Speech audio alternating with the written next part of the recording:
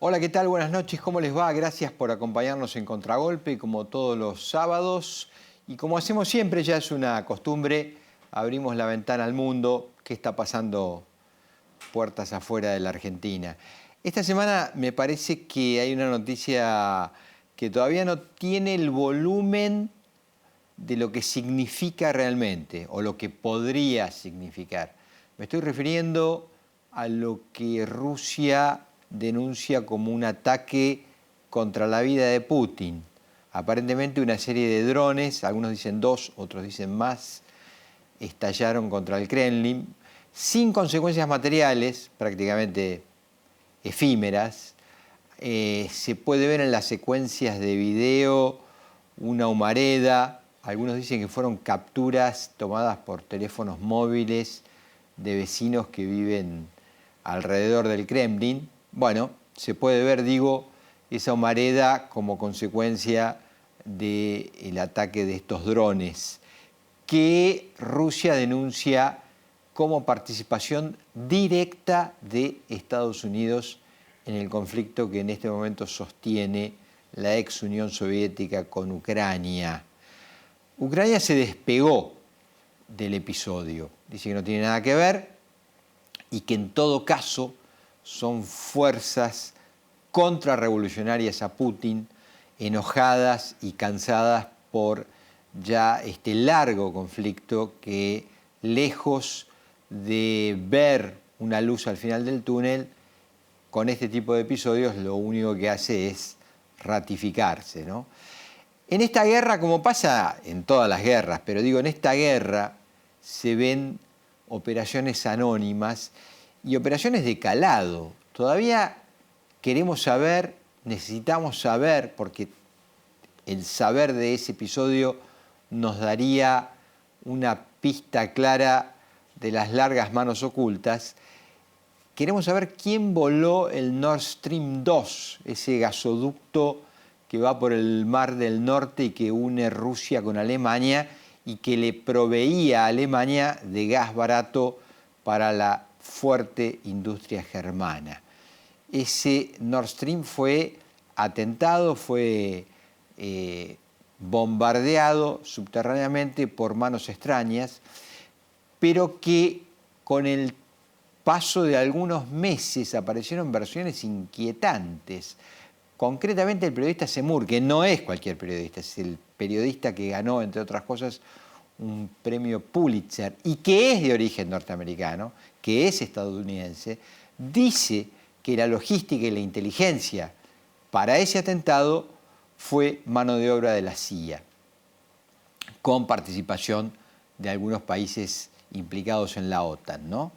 Me estoy refiriendo a países nórdicos.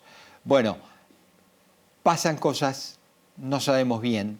La voladura de un puente en Crimea, ese sí se lo adjudicó Ucrania, pero digo, manos anónimas que están operando en un conflicto ya de calado mundial, ¿no? Insisto, esto que pasó el día miércoles, en la madrugada del miércoles, evidentemente va a traer consecuencias. Esperemos que sean las menores posibles, pero ya Rusia prometió devolver gentilezas. El conflicto, insisto, parecía que con la posible mediación de China entraría en una secuencia de negociación. Bueno, lo que acabamos de ver lo aleja mucho. Hay que estar atentos porque es una guerra de consecuencias inconmensurables, sobre todo por supuesto, el más dañino y el más horrible es el costo de vidas humanas, ¿no? Pero las consecuencias económicas que está trayendo, lejos de consolidarse en un escenario previsible, lo único que aumenta es la imprevisión.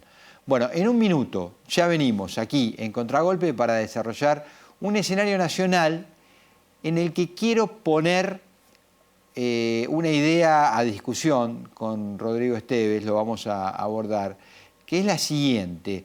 Ustedes saben que en la intervención de Cristina Fernández de Kirchner de la semana anterior, se subió por parte de ella al centro del escenario, se subió al ring, como se dice, a la figura de Javier Milei. Y la pregunta sería esta: ¿existen las posibilidades, las condiciones creo que no, pero las posibilidades para armar una suerte de cordón sanitario que aísle a la figura de Javier Milei? En un minuto, aquí en Contragolpe lo discutimos.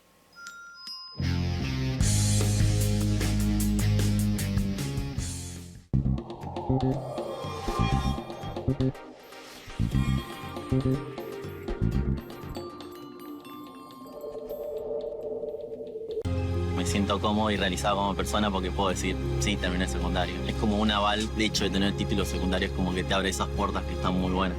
Tu sueño puede ser tu realidad. Juntos sigamos transformando la educación. Buenos Aires Ciudad. Convivir es cuidarnos. Legislatura de la Ciudad Autónoma de Buenos Aires. Quiero que a partir de ahora, para decir te amo, en lugar de un corazón, uses una aceituna. Quiero que el yo te amo ahora sea yo te amo. Esta tierra de encuentros te espera para vivir momentos únicos. Disfruta la calidez de nuestra gente, de nuestras costumbres y atractivos. Adrenalina, pasión, historia, baile y diversión se conjugan para que atesores recuerdos para toda la vida.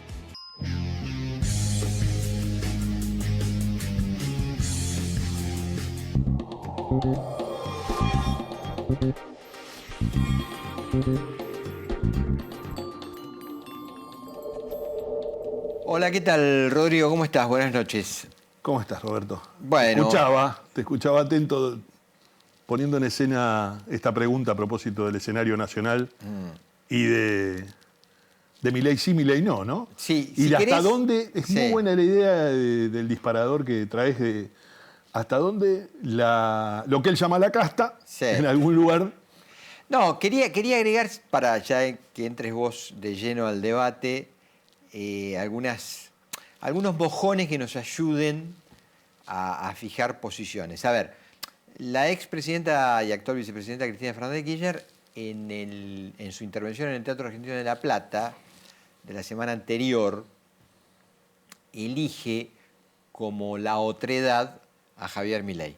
No me cabe ninguna duda, hace una serie de omisiones históricas para hacer o para colocarse mucho más favorable en el debate que ella propone, otra vez con el tema del bimonetarismo, hace una larga explicación de cómo la convertibilidad tuvo un antecedente dramático en el plan Bonex, donde ella dice: yo fui víctima de eso porque teníamos unos plazos fijos con Néstor y nos enchufaron unos papelitos.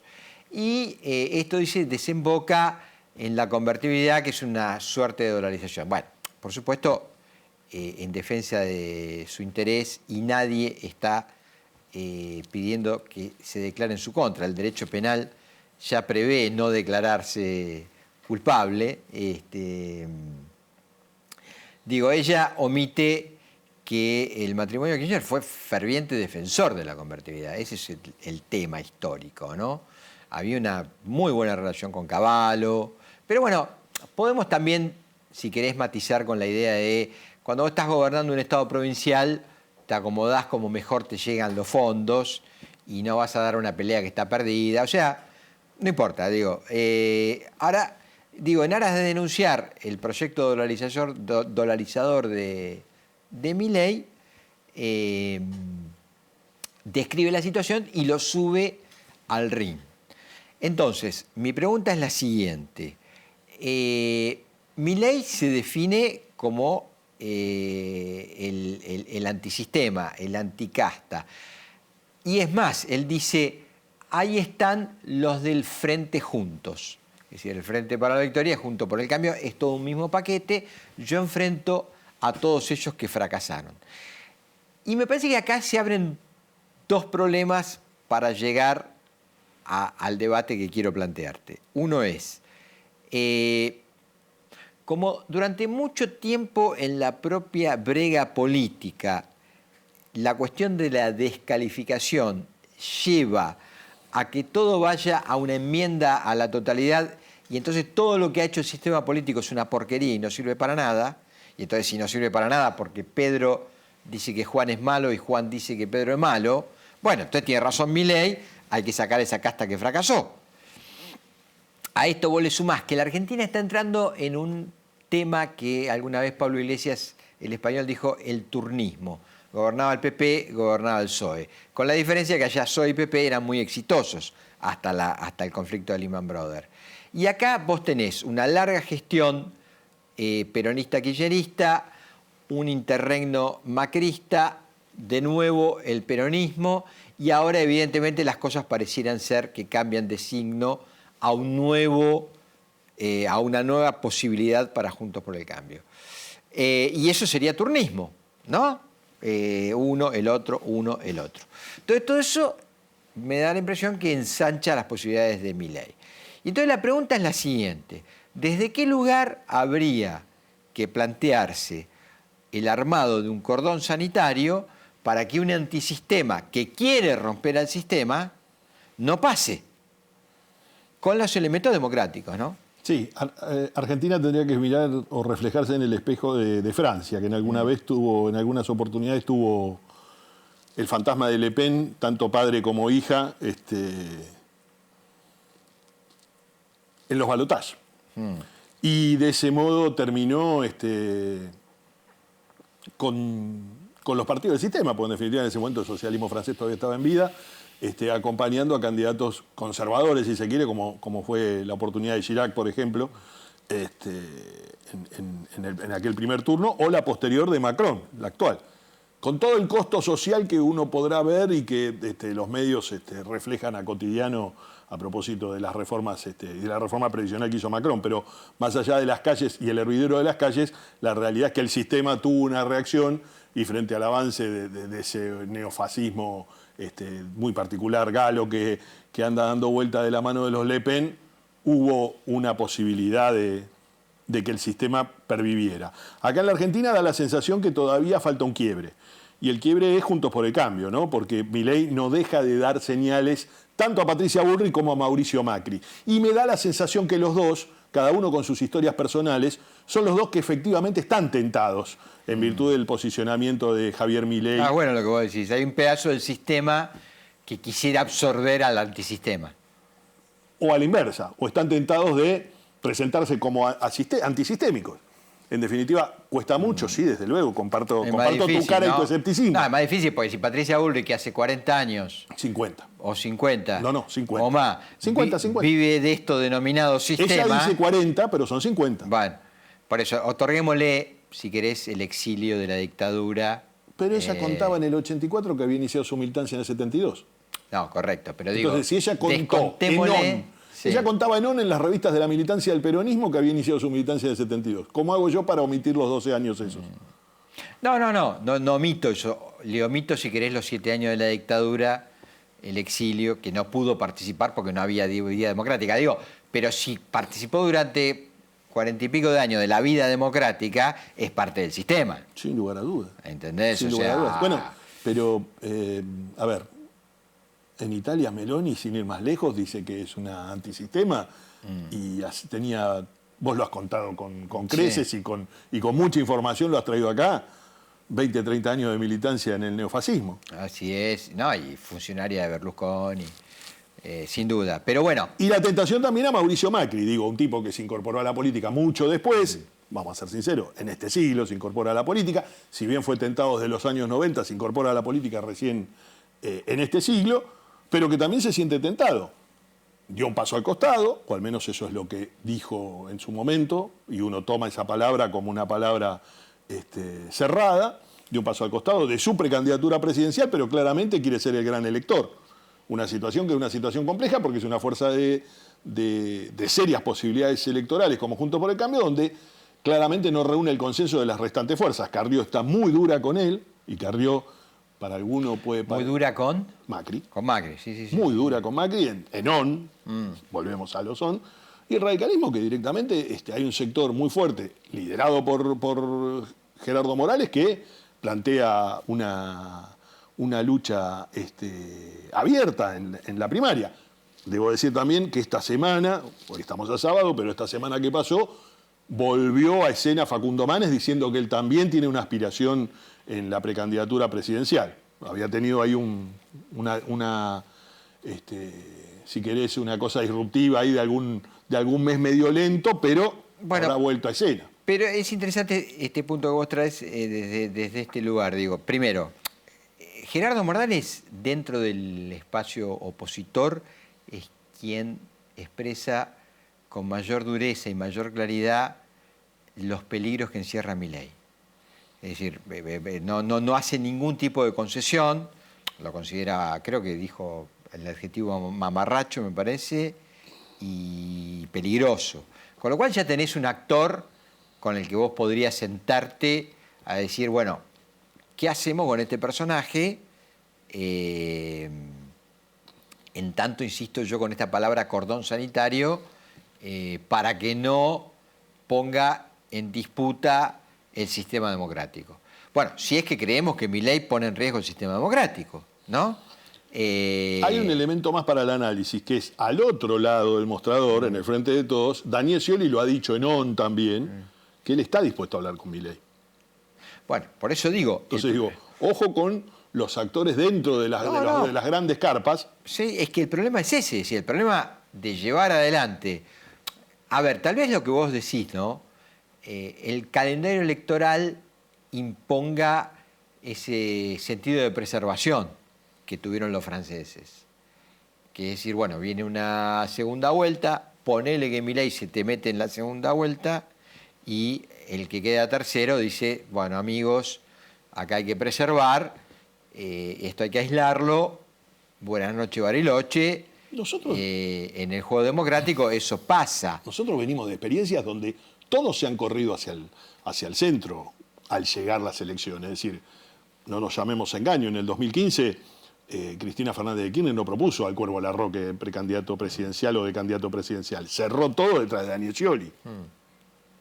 Y en el 2019, cuando volvió a escena, después de la derrota de Scioli, llamó a todos a votar a Alberto Fernández. Es decir, ojo con esta mirada que a veces se hace muy dicotómica, muy de extremos, pero luego, en general, las fuerzas políticas tienden a volver al centro de la escena porque para ganar necesitas sí o sí ocupar, por un lado, el centro del ring en el debate, pero por otro lado también el centro político, porque la gente tiende a votar hacia el centro. Sí, bueno, además ahí se va confirmando el largo y usado ejemplo del teorema de Baglini, ¿no? Sin duda. A medida que te vas acercando a cazar la manija, te vas corriendo a la moderación. Dicho esto, la contradicción para mí sigue estando en este problema. En Francia, en definitiva, como en cualquier país desarrollado exitoso, vos tenés con claridad qué es lo que tenés que preservar. Che, al final tenés un sistema de pensiones que funciona, tenés unas estructuras de convivencia social armónicas, grandes conglomerados de clases medias, buenas infraestructuras. No, esto hay que cuidarlo, no le vamos a dar la manija al que dice que viene, qué sé yo, a prender fuego al Banco Central, ¿no? Ahora, el problema, vuelvo otra vez con la palabra problema, es que acá discutís sobre un conjunto de fracasos. Vuelvo otra vez a las mismas. Si se comprueba que el bloque opositor va, ya no hay que comprobarlo, esto va de suyo, va muy competitivo con opciones de ganar, se va a dar el turnismo. Es decir, el peronismo, Junto por el Cambio, el peronismo, otra vez Junto por el Cambio. Y bueno, en tanto y en cuanto las condiciones de vida espirituales y materiales en Argentina sigan involucionando, los antisistemas van a crecer. ¿Con qué autoridad moral vos te ponés en el lugar de hagamos un pacto para que esto no pase, no cuele? Es mucho más difícil convalidar ese pacto. Este es el interrogante que planteo. Sí, y el otro tema para debatir es quién es el antisistema, ¿no? Porque digo, me presento como el antisistema. Ahora, llevo al hijo de Bussi en Tucumán, esto ya lo conté acá. Llevo al sobrino del expresidente riojano. Neuquén, pésima elección, pero llevo a un tipo que era candidato de la coalición cívica hasta 6 semanas. Y así en distintos distritos, digo. La sumatoria de voluntades en relación a la precandidatura hoy de Javier Milei es una sumatoria de voluntades de tipos de la práctica política cotidiana. Tradicional. Totalmente Bueno, es muy tradicional, difícil, con ¿no? apellidos tradicionales además. Con apellidos tradicionales. Y un bagaje histórico en general de esos apellidos que no traen los mejores recuerdos en la sociedad. Digo, yo no dudo que Tucumán ha votado hace 30 años a Ricardo Bussi como gobernador, pero tampoco olvido que después Primero, debemos decir, punto para Ramón Bautista Ortega, que no solo fue un rey de la canción, y lo es, sino que además fue el primero que le ganó en el 91. Volvió de Miami y le ganó. Pero después en el 95, cuando pierde y gana Bussi tiene una vida efímera en la democracia, una vida corta, Sí, afortunadamente, por suerte, sí, comparto. Y en general, todas esas estructuras provinciales de aquellos partidos provinciales procesistas se fueron licuando. Se fueron licuando. Absolutamente. Digo, Ulloa en Salta, el proceso de los chaqueños en su momento, que también ganó Ruiz Palacios. Digo, podríamos caminar por varios distritos y ver cómo esos partidos provinciales, salvo el MPN, que siguió siendo fuerte, y salvo este proceso nuevo, Los bloquistas en neonegrino. San Juan, en tanto colaboradores de la dictadura, ¿no? Los bloquistas. Bueno, Bravo gana en el 83, claro. por eso. Leopoldo Bravo gana en el 83. Había sido embajador en Moscú, ¿no? Sí. Había sido embajador en Moscú. Era un partido provincial muy particular porque venía de una vieja decisión con Irigoyen, el bloquismo, un partido provincial con sus singularidades.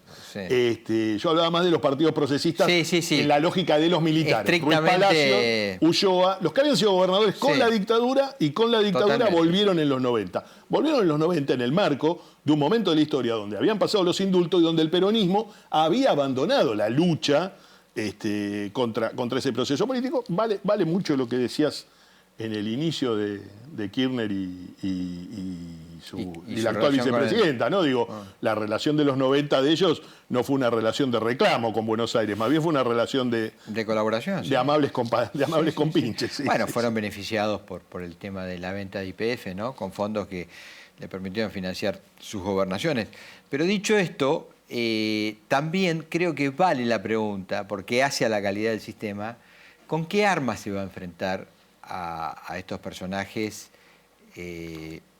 a mi gusto, muy peligrosos para el sistema democrático? Porque digo, también, cuidado, debemos jugar en la cancha donde las discusiones morales y éticas nos den una superioridad frente a los que dicen, como dice Milei, somos estética y moralmente superiores a los demás, nosotros los ultraliberales, ¿no? Alguna vez que le costó unas críticas que él después enjuició a periodistas. ¿Por qué lo digo esto? El otro día, esta semana que termina, vi un informe en la televisión, lo vi en Duro de Domar, a mi gusto muy peligroso, donde se entraba de lleno en la vida privada de Milei, pero no con esto habría que mirarlo. No. Este tipo que tiene tal relación con su hermana es un peligro porque este tipo de relaciones conllevan un conflicto de orden psiquiátrico que es imposible que un tipo de estos te gobierne. El televidente ávido se da cuenta de lo que estoy planteando. Yo no lo voy a ejemplificar con las palabras, ni siquiera voy a reproducir lo que dijo la periodista. Invito a que vean el informe. Porque si no nos iguala, digo, si usamos los mismos elementos para denunciar al antisistema desde posiciones antisistema, también nos volvemos antisistema. Me parece, creo yo. Pero bueno, me daba la impresión que vale la pena que nos demos el debate acerca de si la Argentina, que está muy castigada por una gran desvalorización, se ha calado mucho en esta idea de este país es una puta mierda, no vale para nada, no sirve para nada, es una porquería. Entonces, claro, si entramos en esa, y el antisistema te puede ganar. Y la preocupación, como te digo, que desde el sistema, tanto en la semana pasada con el ejemplo de Cristina Fernández de Kirchner, como muchas cosas que hace Macri, como bien trajiste vos al debate, levantando a Milei, estemos jugando a aprendiz de brujo. Bueno, en el medio hay otro sector de la política, ¿no? Digo, hablabas vos bien Hablabas de Gerardo Morales, uno puede interpretar que Juntos por el Cambio, Carrió está en esa misma sintonía, y el otro es el hombre del centro liberal de Juntos por el Cambio o del centro conservador de Juntos por el Cambio, que es Horacio Rodríguez Larreta. Ahí hay una escena de los que pueden estar en ese cordón sanitario. Y del otro lado, la imagen, por ejemplo, que dejó el 1 de mayo, que lo atravesamos esta semana, de los trabajadores reunidos en el estadio de Defensores de Belgrano, una imagen que es bastante esclarecedora de cómo está el clima, ¿no? Una imagen que tiene que ver con Perón y Evita de vuelta. Es decir, se acabó el matrimonio de estos tiempos, vuelven a escena el matrimonio iniciático de aquel peronismo de los 40, volvemos a las raíces, pero en algún lugar también esta preservación de decir nosotros seguimos, nosotros somos el peronismo, ustedes ordénense. Y en esto quiero entender y quiero interpretar un poco por qué hablo de los trabajadores y por qué hablo del 1 de mayo. Porque en definitiva es imposible pensar al peronismo desde una ética que no esté construida desde la representación de los trabajadores. Más allá de que la Argentina se esté reconfigurando, más allá de que el mundo del trabajo se reconfigura a nivel global, no solo en la Argentina. Y entonces digo, ojo con este disparador, porque también se reordena el peronismo. Y si el peronismo se reordena en un marco donde el discurso tal vez de Cristina, que siempre es el discurso que apunta más allá, que es este discurso donde vos bien decís, fue a buscarlo a Milei personalmente, también ahí hay una posibilidad de un cordón sanitario. En algún momento fue el albertismo, hoy desapareció o implosionó, producto de que ya no es precandidato, pero digo, muchos sectores de lo que fue el kirchnerismo. Hoy Agustín Rossi, jefe de gabinete, hoy Aníbal Fernández, ministro en el gabinete. Digo, muchos tipos que siguen en vida política, que están dentro del gabinete actualmente y que también pueden estar dentro de ese marco de lo que puede ser un amplio espectro de la política que diga, hay una crisis, es una crisis de características inusitadas. La Argentina nunca atravesó, al menos desde que hay mediciones, niveles de pobreza, de indigencia y de necesidades básicas insatisfechas tan complejos como los de este tiempo. Alguno dirá, bueno, es la pospandemia, otro dirá, es el peronismo que está bebiendo de su propia medicina, otro dirá, es la derecha reaccionaria que nos gobernó y nos llevó de vuelta al fondo. Cada uno tendrá su caseto, su porqué de la situación que estamos atravesando, pero en definitiva es indispensable que trabajemos en torno a un cordón sanitario frente a los milenios. Me da la impresión. Señores, el tiempo es dictatorial. Nos vamos. Chau, hasta el sábado que viene.